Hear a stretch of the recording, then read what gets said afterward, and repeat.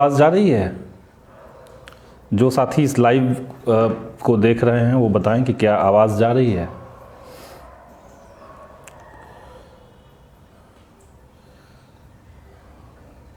कहाँ लाइव हुआ? क्या आवाज़ जा रही है? कोई कमेंट किया? बीएसएससी में जो छात्रों के साथ गड़बड़ी हो रही है और लंबे समय से जो विद्यार्थी इसका इंतज़ार में थे, उनके साथ जितने बड़े पैमाने पर बीएसएससी का जो विभाग है सरकार का, वो उनके साथ अन्याय कर रही है, उसको लेकर के उसमें क्या क्या मामला है, इन तमाम बातों को लेकर के हम आपके सामने आज लाइव आए हैं। और इसलिए हम चाहते हैं कि जो भी साथी बीएसएससी के अभ्यर्थी हैं वो इस लाइव कार्यक्रम से जुड़ें, और जिनको पूरे मामले के बारे में जानकारी नहीं, जो जानना चाह रहे हैं कि आखिर बीएसएससी क्या है, बीएसएससी में क्यों इतना हंगामा हो रहा है, क्यों रोज़ अखबारों में आ रहा है, क्यों छात्रों के ऊपर लाठियां चल रही है, सरकार के विभाग की गलती क्या है, तो इसलिए मैं चाहता हूं कि आप तमाम लोग इस वीडियो से जुड़े और इसके बाद बातचीत होगी। जो साथियों का कमेंट होगा उस पर मैं चाहूँगा कि रिप्लाई भी करूँ, तो इसलिए आप सब लोग आ जाइए। जी, 2014 में बीएसएससी इंटर स्तरीय बहाली शुरू हुई थी। बहाली के लिए विज्ञप्ति आई और विज्ञप्ति में जो बातें थी उसमें विज्ञप्ति आई पहले 2014 में, उसके बाद कुछ कोर्ट केस हुआ। 2016 में दोबारा से विज्ञप्ति के लिए ऑनलाइन आवेदन लिए गए। 17 में एक बड़ा बवाल हुआ और बड़ा बवाल के बाद हम सब जानते हैं कि बीएसएससी के जो अध्यक्ष और सचिव हैं, इनको गिरफ्तार किया गया, इनको जेल जाना पड़ा। कई सारे धांधली के मामले, पेपर लीक के मामले उस समय सामने आए थे, छात्रों ने आंदोलन किया था। और उसके बाद से समझिए कि पीटी, मेंस, ये सारे एग्ज़ाम हुए। उसके बाद कुछ जो सीट्स थे जिस पे मेडिकल होना था, मेडिकल हुआ। मेडिकल के बाद टाइपिंग का टेस्ट हुआ, ये सारे टेस्ट हुए।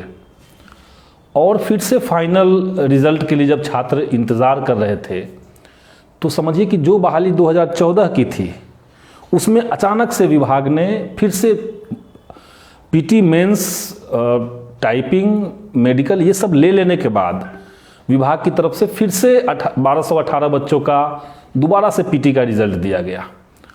और जो छात्र 7 साल से इंतज़ार में बैठे हुए थे, अचानक से उनको एक शौक लगा कि ये क्या हो रहा है। विभाग ने कहा कि वो मानवीय चूक है और इसको हम लोग जल्दी ही दुरुस्त कर लेंगे। जो दोबारा से पीटी का रिजल्ट दिया गया था उसको हम लोग मेंस ले लेंगे, उनका टाइपिंग और सारी एग्ज़ाम लेकर के हम लोग नवंबर तक काउंसलिंग का लिस्ट ले आएंगे। ये बात विभाग ने कही। मैं भी विभाग से कई बार मिला इस संदर्भ में, चूँकि 7 साल से बहाली है और तकरीबन 52,000-54,000 जो छात्र थे वो मेंस क्लियरफाई कर चुके थे, वो बैठे हुए थे। सबका इंतज़ार था कि क्या होगा। और इसे लेकर के जो पिछला विधानसभा सत्र था उसमें मैंने इस मुद्दे को विधानसभा में उठाया और विभाग को इसके चलते विभाग को जल्दी ही फिर उसको अपना जो वादा था उनका कि हम काउंसलिंग का अनाउंसमेंट करेंगे, विभाग ने 7 तारीख को, इसी महीने में दिसंबर 7 तारीख को विभाग ने काउंसलिंग को अनाउंस किया। और उसके बाद छात्रों में एक खुशी की बात आई कि चलिए भाई 7 साल तक हम लोगों ने इंतज़ार किया, संघर्ष किया और अब जा कर के विभाग जो है उसने फाइनल काउंसलिंग का एक अनाउंसमेंट कर दिया है। यहाँ तक सब अच्छा था।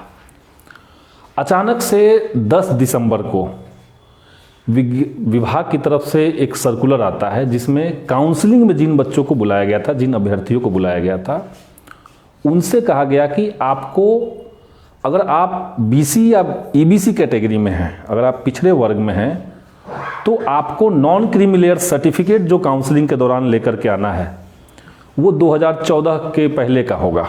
जब विज्ञप्ति आया था उससे पहले का आपको नॉन क्रीमी लेयर सर्टिफिकेट देना है। उसी तरीके से जो SC ST स्टूडेंट्स थे उनसे कहा गया कि आपको जाति प्रमाण पत्र जो है वो 2014 से पहले का लाना होगा। और ये शॉकिंग था छात्रों के लिए। अचानक से मुझे कई छात्रों ने फ़ोन किया कि भाई ऐसी इस तरह से रिज़ल्ट तो आ गया हम लोग का, हम लोग तो इंतज़ार में थे, और अचानक से विभाग ये कह रहा है कि काउंसलिंग में, और काफ़ी ज़ोर दे करके विभाग ने कहा था, उसको एम्फेसाइज करके कहा था कि आपको 2014 से पहले का डॉक्यूमेंट लाना पड़ेगा। अब तो ये हम लोग के लिए भी शॉकिंग था। हमें लगा कि भाई ये तो बात कहीं थी नहीं विज्ञापन में। और उसके बाद हम लोग विभाग से संपर्क करने की कोशिश किए कि आखिर ऐसा क्यों हो रहा है। तो विभाग का जो कहना है, उनका कहना है कि विज्ञप्ति में इसकी तरफ इशारा था। अब विज्ञप्ति में आप इशारा कैसे कर सकते हैं, सबसे बड़ी बात है। अब विज्ञप्ति का वो हिस्सा जो है उसको मैं आपको पढ़ के सुना देता हूँ। जो लोग इस वीडियो को देख रहे हैं, लाइव से जुड़े हुए हैं, और वो नहीं जानते हैं कि एसएससी के अंदर का मामला क्या है, उसमें सरकार का और विभाग का जो तर्क है वो कह रहे हैं कि विज्ञप्ति में इसकी तरफ इशारा था और इसीलिए हम सारे ओबीसी जो स्टूडेंट्स हैं उनसे हम 2014 से पहले का सर्टिफिकेट की मांग कर रहे हैं। जो SC ST हैं उनसे हम लोग 2014 से पहले के कास्ट सर्टिफिकेट की मांग कर रहे हैं। विज्ञप्ति में जो लिखा है वो देखिए। विज्ञप्ति कहता है कि पिछड़ा वर्ग तथा अत्यंत पिछड़ा वर्ग श्रेणी के आरक्षित उम्मीदवारों के लिए राज्य सरकार द्वारा अधिसूचित अंचलाधिकारी द्वारा निर्गत जाति प्रमाण पत्र जिसमें क्रीमी लेयर में नहीं होने का उल्लेख हो मान्य होगा। अनुसूचित जाति अनुसूचित जनजाति के अभ्यर्थियों के लिए अंचलाधिकारी द्वारा निर्गत जाति प्रमाण पत्र मान्य होगा। क्या क्या मान्य होगा, किस तरह का सर्टिफिकेट लाना है, आप ये इसमें कहा गया है कि आपको क्या क्या सर्टिफिकेट लाना है। जो अंचलाधिकारी ने जिसको रिलीज़ किया है, वो चाहे नॉन क्रीमी लेयर सर्टिफिकेट हो या SC ST स्टूडेंट्स के लिए CO द्वारा अंचलाधिकारी द्वारा जो जारी किया हुआ कास्ट सर्टिफिकेट है वही मान्य होगा। ऑनलाइन आवेदन के समय यह प्रमाण पत्र जमा करने की आवश्यकता नहीं है, परंतु काउंसलिंग के समय पिछड़ा वर्ग अत्यंत पिछड़ा वर्ग श्रेणी के अभ्यर्थियों द्वारा क्रीमी लेयर रहित प्रमाण पत्र तथा अनुसूचित अनुसूचित जनजाति के श्रेणी के अभ्यर्थियों के लिए जाति प्रमाण पत्र समर्पित नहीं करने पर वे अनारक्षित श्रेणी में माने जाएंगे। यानी कह रहा है कि आप जब फॉर्म जमा कर रहे हैं तो आपको इस डॉक्यूमेंट की जरूरत नहीं, जब काउंसलिंग होगा तो आपको डॉक्यूमेंट चाहिए। ये नहीं कहा जा रहा है, एम्फेसाइजली जोर देकर इस बात को विभाग ने नहीं कहा कि जब आपका काउंसलिंग होगा, फाइनल रिजल्ट जब आ जाएगा और काउंसलिंग जब होगा, तब आपको 2014 से पहले का डॉक्यूमेंट देना है। ये कहीं से भी नहीं लिखा हुआ है। अब तो ये व्याख्या की बात आ गई, इसको विभाग व्याख्या कह रहा है। विभाग का कहना है कि इसकी व्याख्या यही होगी कि आप 14 में बना के रख लिए होते, हमको उस समय नहीं चाहिए था, हमें आज चाहिए तो आप हमें वही वाला दीजिए। ये विभाग का तर्क है। अब देखिए कि आम तौर पे हम सब लोग जानते हैं कि कोई भी बहाली होता है, उस बहाली में जब फाइनल रिजल्ट आता है तो आमतौर पे जो तमाम विभाग हैं या कहीं विश्वविद्यालय में भी अगर आप जाएं तो विश्वविद्यालयों के अंदर भी जो डॉक्यूमेंट्स मांगे जाते हैं, खास करके जो नॉन क्रीमी लेयर सर्टिफिकेट होता है ओबीसी स्टूडेंट्स का, वो अपडेटेड मांगा जाता है। वो कहता है कि अभी तुरंत का लाइए, आपका तो 2 साल पुराना है, आप फिर से नया बना करके लाइए, ऐसे कहा जाता है। लेकिन यहाँ पे उल्टा हो रहा है। यहाँ पे जो छात्र हैं वो अभी का नॉन क्रीमी लेयर सर्टिफिकेट बना करके देना चाह रहे हैं, लेकिन विभाग कह रहा है कि हम 2014 से पहले का ही सर्टिफिकेट लेंगे। अब इसमें बहुत इंटरेस्टिंग बातें हैं। एक तो है कि इंटर लेवल का जो एग्ज़ाम है, जिस एग्ज़ाम की मैं बात कर रहा हूँ, 2014 BSSC की जो बहाली है, वो इंटर स्तरीय, पहला इंटर स्तरीय ये बहाली है। इस बहाली को जब विज्ञप्ति के रूप में जारी किया गया सरकार की तरफ से, उसी डेट पर उसी विभाग ने, यानी BSSC ने ही एक और बहाली को निकाला था। एक और बहाली की विज्ञप्ति आई थी और वो विज्ञप्ति थी BSSC में स्नातक स्तरीय, और या उसको CGL 2 भी कहते हैं। अब दोनों ही बहालियां एक ही समय एक ही विभाग से जारी किया गया।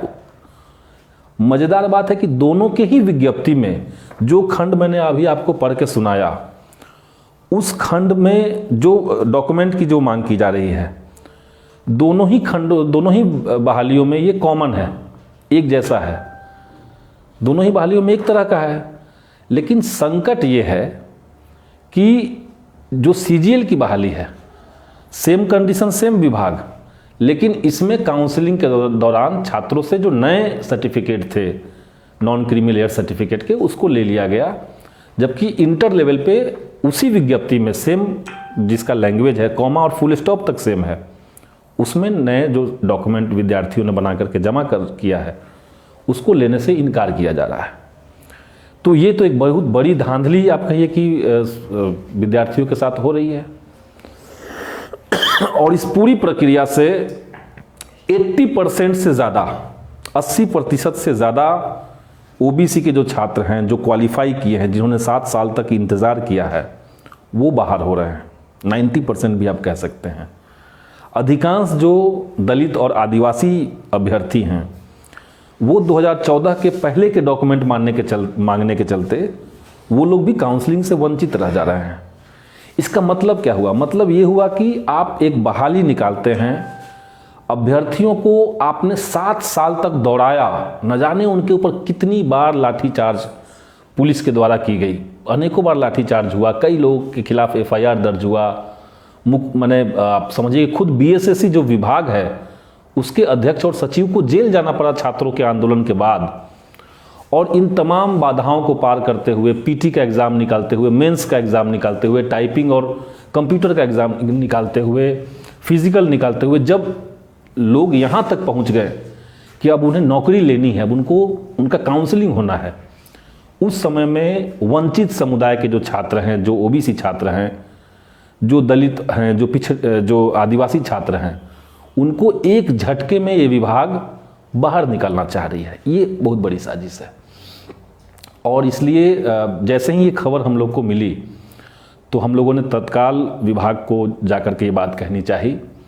मैं पहली बार जब विभाग गया तो विभाग में सचिव से मेरी बात उस समय नहीं हो पाई, अध्यक्ष से बात नहीं हो पाई। वहाँ जो और सदस्य थे, जो BSSC बोर्ड का जो सदस्य होते हैं, उनसे मेरी बात हुई और हमने लिखित में एक पूरा मैटर उनको दिया।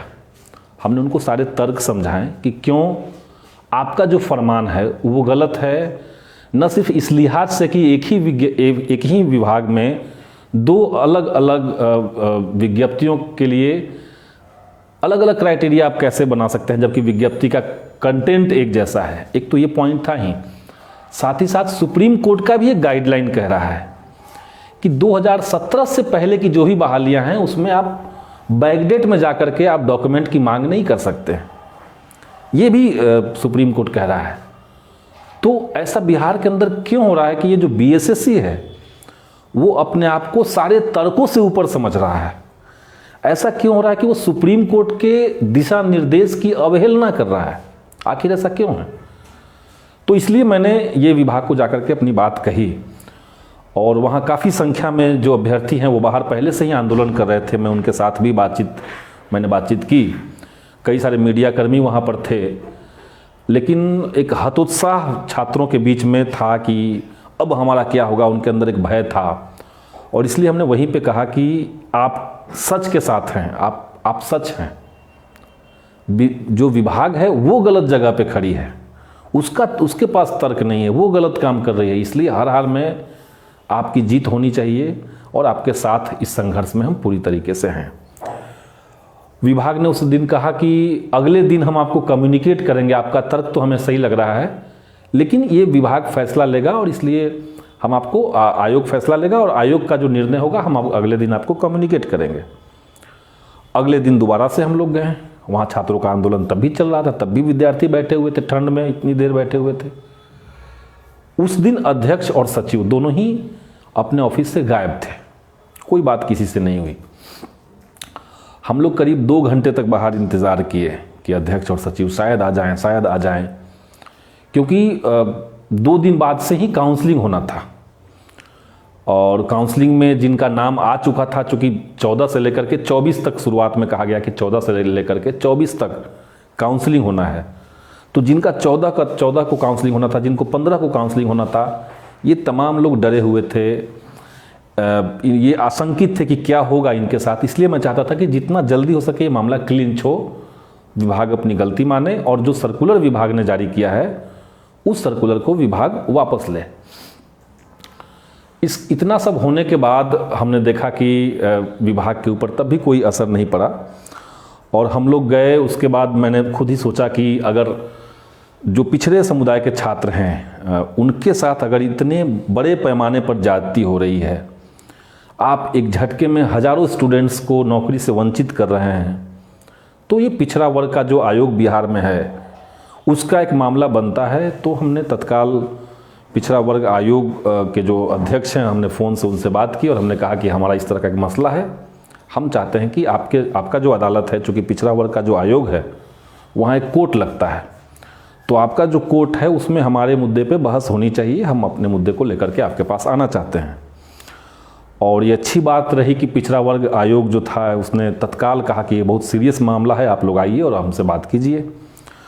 हम लोग गए वहाँ पे, हमने तमाम मुद्दों को उनके सामने रखा।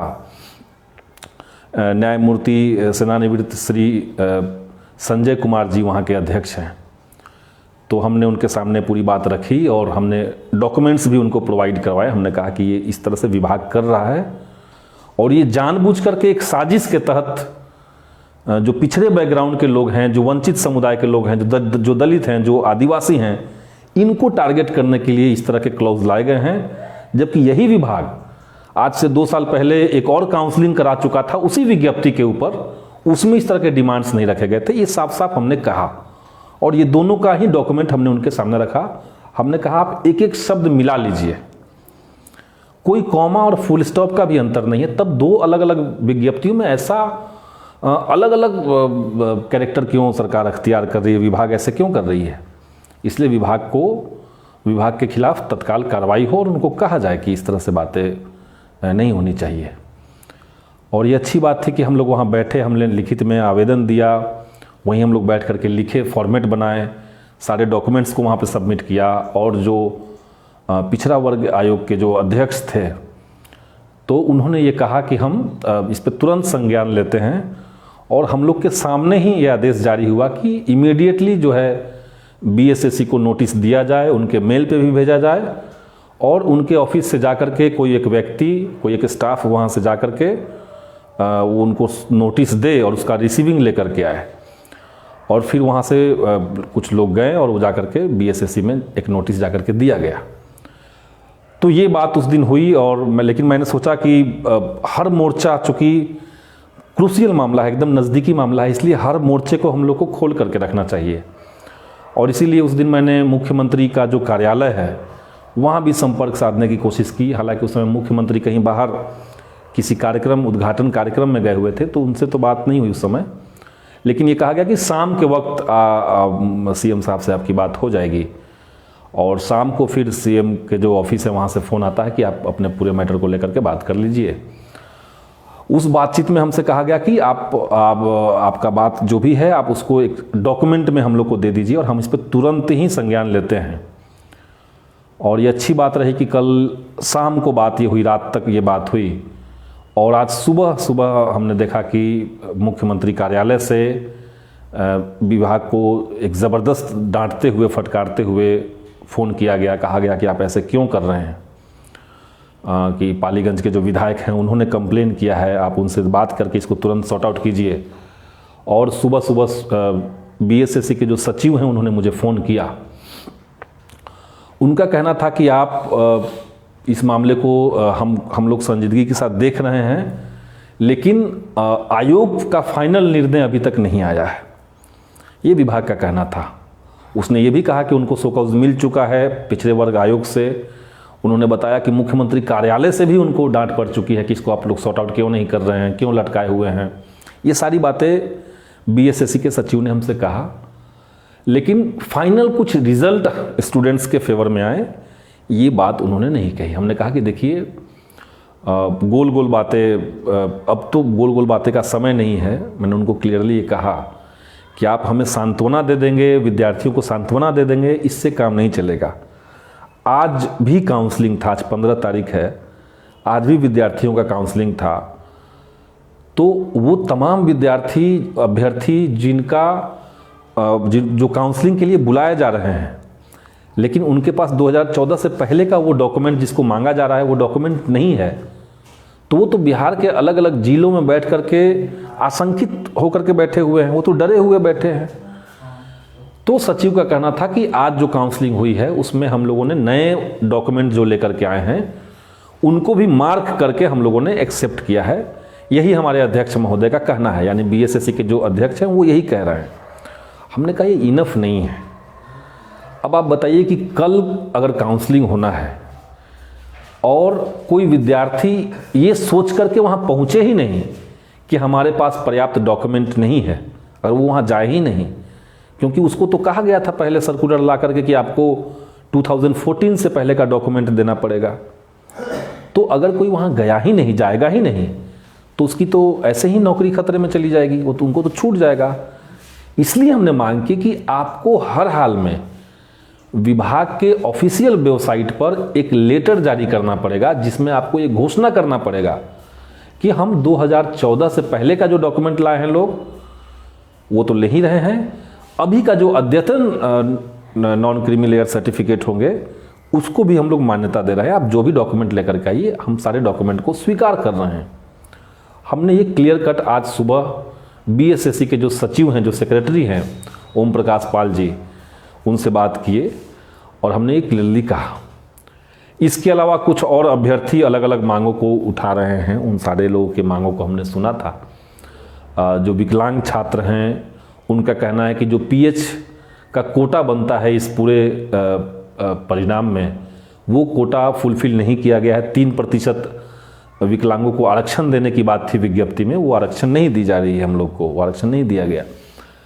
तो इसलिए ये मांग भी उठाइए कि विकलांग छात्रों को 3% जो आरक्षण देना चाहिए वो दिया जाए। ये बात चूँकि मेरे पास पहले से आई थी, और इसीलिए बीएसएससी के जब सचिव से मैंने बात की तो हमने उनसे कहा कि ये विकलांग छात्रों का जो आरक्षण है ये क्यों फुलफिल नहीं हो रहा है। हालांकि सचिव का यह दावा था कि विकलांग छात्रों का जो 3% का कोटा है, चूँकि उसमें 3% जो होता है वो अलग अलग विकलांगता श्रेणी बटा हुआ है। 1% होता है वो ऑर्थोपेडिक जो चैलेंज्ड स्टूडेंट्स होते हैं उनके लिए होता है, एक विजुअली के लिए होता है, और एक जो सुन नहीं सकते हैं उनके लिए होता है। तो 1-1% 3 अलग अलग कैटेगरी में बांटा हुआ है। ये विभाग, ये तो नियम सब जगह है, ये विज्ञप्ति में भी लिखा हुआ है। तो विभाग का कहना है कि जो ब्लाइंड स्टूडेंट्स हैं, चूँकि उनकी संख्या उतनी ज़्यादा नहीं थी जितनी सीट थी, तो उसमें कुछ खाली रह गया होगा। अदरवाइज जो ऑर्थोपेडिक जो फिजिकली हैंडीकैप्ड स्टूडेंट्स हैं उनका कोटा खाली नहीं है, ये विभाग का दावा है। इसी तरीके से हमने कहा कि ओबीसी, एससी, एसटी, ये जो सारे तबके हैं, इनके लिए आपने कट ऑफ क्यों रिलीज़ नहीं किया, क्यों रैंकिंग जारी नहीं की गई, क्यों पारदर्शिता अपनाई नहीं जा रही है, ये भी तो एक सवाल है। इस सवाल को भी हमने कम्युनिकेट किया है आगे। विभाग का कहना है कि वो हमारे पास लिस्ट है, लेकिन वो उसको पब्लिक हम अभी नहीं कर सकते हैं, आयोग का ये निर्णय नहीं है, इसलिए उसको हम पब्लिक नहीं कर सकते हैं। लेकिन हम लोगों ने रिजर्वेशन को फुलफिल करने का पूरा क्राइटेरिया हम लोगों ने अपनाया है। तो हमने कहा कि उसको फिर पब्लिक कीजिए आप किसी तरीके से। आप अपनाए हैं कि नहीं अपनाए हैं वो तो आपके रिजल्ट में नहीं दिख रहा है, क्योंकि रिजल्ट में आपने कैटेगरी दिया ही नहीं है किसी का। कौन रिजल्ट किस कैटेगरी का है और किस कैटेगरी में कितने लोगों का रिजल्ट आया है, ये तो आपने दिया ही नहीं है। तो उन्होंने कहा कि ये विभाग के ऊपर है, इसको हम लोग बाद में देखेंगे। तो इस मुद्दे को हमने उनको कम्युनिकेट किया है, लेकिन हमारी फोकस, हम लोग का जो फोकस है फिलहाल, वो इस बात के लिए है कि विभाग जो अभी काउंसलिंग करवा रहा है इसमें नए डॉक्यूमेंट को शामिल करवाए, और इसके लिए जो भी रास्ते हैं, यहाँ तक कि सामान्य प्रशासन विभाग में भी बात मैंने की, तो हर जगह पे बात हो चुकी है, कई जगह से उम्मीदें बनी हुई हैं। और इसलिए बीएसएससी के जितने स्टूडेंट्स हैं, जितने अभ्यर्थी हैं, जिन्होंने एक गौरवशाली संघर्ष किया है इस पूरे बहाली में, एकदम शुरुआत से मैं देख रहा हूँ, कई बार लाठीचार्ज उनके ऊपर हुआ, वाटर कैनन चले, पुलिस ने दौड़ाया कई बार, परमिशन देने के बाद गर्दनी बाग में मारपीट की गई छात्रों के साथ, ये सारी बातें हुई। और इसलिए मैं चाहता हूँ कि अब जब आखिरी अंजाम पे हम लोग का संघर्ष पहुँच रहा है, ऐसे में किसी भी तरह का रुकावट और भेदभाव को बर्दाश्त नहीं किया जाएगा। हर हाल में बीएसएससी ने जो सर्कुलर जारी किया है उस सर्कुलर को वापस लेना पड़ेगा। और आज सुबह मैंने सचिव महोदय को ये भी कम्युनिकेट किया कि विद्यार्थियों की जो मांग है वो एकदम जायज़ है। आप लोग जो 2014 से पहले का जिद बना करके बैठे हुए हैं, उस जिद को छोड़ना पड़ेगा और एक नया सर्कुलर ला करके छात्रों के बीच ये जो एक तरह का भय का माहौल बना दिया है आपने, उसको ख़त्म करना पड़ेगा। और इसको एक दिन में करना पड़ेगा, कल तक आप ख़त्म कीजिए, वरना परसों से वहाँ पे आंदोलन होगा और उस आंदोलन में मैं खुद आऊँगा और बीएसएससी के गेट के बाहर मैं खुद धरने पर बैठ जाऊँगा। मैंने ये साफ साफ उनको कम्युनिकेट किया है।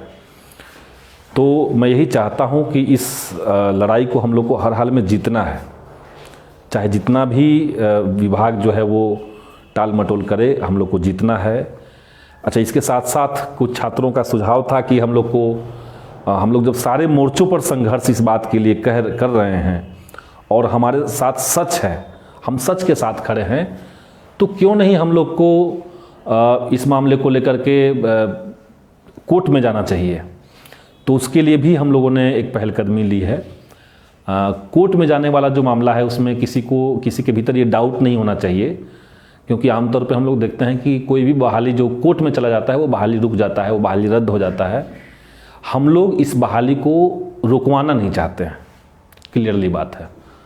हम लोग चाहते हैं कि अगर मुख्यमंत्री कार्यालय के कहने के बावजूद, अगर पिछड़ा वर्ग आयोग के कहने के बावजूद बीएसएससी अपने जिद पर अड़ी रही और अभ्यर्थियों के साथ मजाक चलता रहा, तो निश्चित तौर से हम लोग दरवाज़ा हाईकोर्ट का खटखटाएंगे और उनसे हम ये रिक्वेस्ट करेंगे कि अभी जो काउंसलिंग चल रहा है उस काउंसलिंग में आप अपना हस्तक्षेप कीजिए और अद्यतन जो जिनके पास एनसीएल है, जिनके पास नॉन क्रीमी लेयर सर्टिफिकेट आज का है, उनको लेने के लिए आप विभाग को आदेश दीजिए। इसी अपील के साथ हम लोग हाईकोर्ट में भी जाएंगे और कल तक मैं सोच रहा हूं कि इंतज़ार किया जाए। अगर कल तक विभाग नहीं मानता है तो निश्चित तौर से हम लोग परसों इसको लेकर के प्लान बना सकते हैं और अगर ज़रूरत पड़ी तो मैं तमाम छात्रों को कहूँगा कि आप लोग आइए पटना, मैं खुद रहूँगा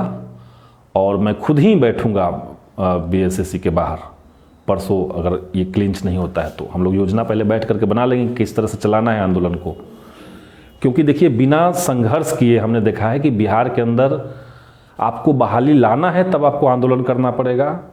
बहाली अगर आपके आंदोलन के बाद आ गई तो उसका एग्ज़ाम करवाने के लिए आपको आंदोलन करना पड़ता है, संघर्ष करना पड़ता है। अगर गलती से एग्ज़ाम ले लिया गया तो उसमें पेपर लीक हो जाता है, तो पेपर लीक क्यों हुआ इसके लिए आंदोलन चलता है। उसके बाद अगर किसी तरीके से दोबारा से 3 बार से एग्ज़ाम हुआ तो परिणाम रुका रहता है, उसके लिए फिर से आप संघर्ष कीजिए। परिणाम आया तो उसमें कट ऑफ नहीं हुआ, उसमें पारदर्शिता नहीं अपनाई गई, उसमें धांधली हो गया, इसके लिए आंदोलन चलता है। सारी चीज़ें जब क्लियर हो जाती हैं तब ज्वाइनिंग के लिए आपको फिर से संघर्ष करना पड़ता है। ये प्रक्रिया बिहार के अंदर सारे विभागों में है और इसीलिए हम कह रहे हैं कि संघर्ष हम लोग को हर हाल में करना है। हमारे पास ऑप्शन नहीं, बिहार के युवाओं के पास नीतीश कुमार की जो सरकार है उन्होंने कोई ऑप्शन नहीं छोड़ा है। किसी भी बहाली में छात्रों के पास आवाज़ उठाने का और कोई विकल्प नहीं बचा है। उनको हर हाल में इस बहाली के लिए भी आवाज़ उठानी होगी। मैं बस अपनी तरफ से इतना ही कहूँगा कि आप तमाम साथी जो इस अभियान में जुड़े हैं, वो चाहे बीएसएससी के अभ्यर्थी हों या ना हों, सब लोगों के लिए ये एक बड़ा मुद्दा है, क्योंकि 13,400 के आसपास जो सीटें हैं जिसके ऊपर काउंसलिंग होनी है, वो सिर्फ 13,000 अभ्यर्थी नहीं हैं, उनके साथ न जाने कितने लोगों की उम्मीदें जुड़ी हुई हैं, उनके परिवार के लोगों के उम्मीदें जुड़ी हुई हैं, उनके जो रिश्तेदार हैं, उनके जो समाज के और लोग हैं, तमाम लोगों को उम्मीदों को लेकर के वो यहाँ तक पहुँचे हैं। और उम्मीदों की जो चोरी अगर विभाग करना चाहे तो निश्चित तौर से उसकी अनुमति हम लोग नहीं देंगे और हर हाल में इस आंदोलन को जीतना है।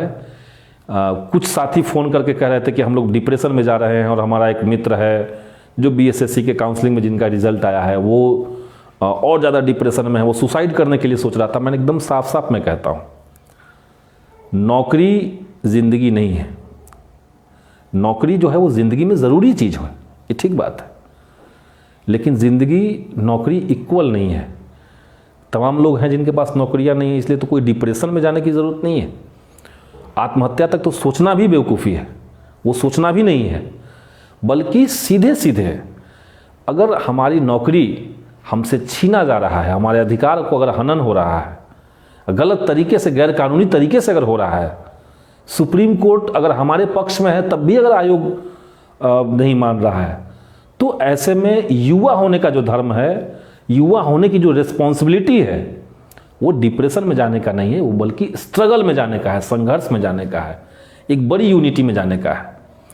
इसीलिए मैं यही कहना चाहूँगा कि बीएसएससी के तमाम अभ्यर्थी आशान्वित रहें, पॉजिटिव रहें।